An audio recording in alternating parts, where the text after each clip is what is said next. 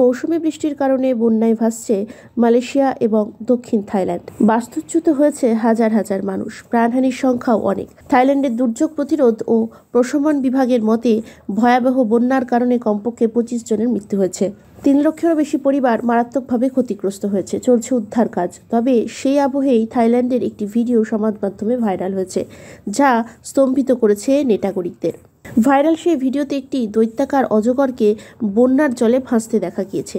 যদিও ভিডিওটির সত্যতা যাচাই করেনি শাহিন টিভি 24x7। সংবাদ মাধ্যমের প্রতিবেদন অনুযায়ী 1 ডিসেম্বর পাওয়ানি প্রদেশের ক্যামেরাবন্দি করা সেই ভিডিওয় দেখা গিয়েছে জলে ডুবে যাওয়া রাস্তা দিয়ে এঁকে বেঁকে চলছে বিশাল অজগর সাপ। আস্ত একটি কুকুরকে গিলে ফেলায় তার পেট ফুলে ঢোল, দেহ বাইরে থাকলেও মুখ জলে ডুবে গিয়েছিল।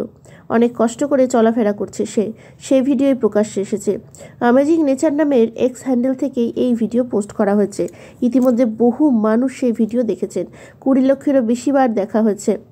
লাইকের ঝড় উঠেছে এই ভিডিওতে। নেটাগরিকদের অনেকেই অনেক মন্তব্যও করেছেন। ভিডিওটি দেখে এক নেটাগরিক লিখেছেন, ভেবেছিলাম একটিবার থাইল্যান্ড যাব, মাথা থেকে সেই পরিকল্পনা একেবারে বাদ দিয়ে দিলাম।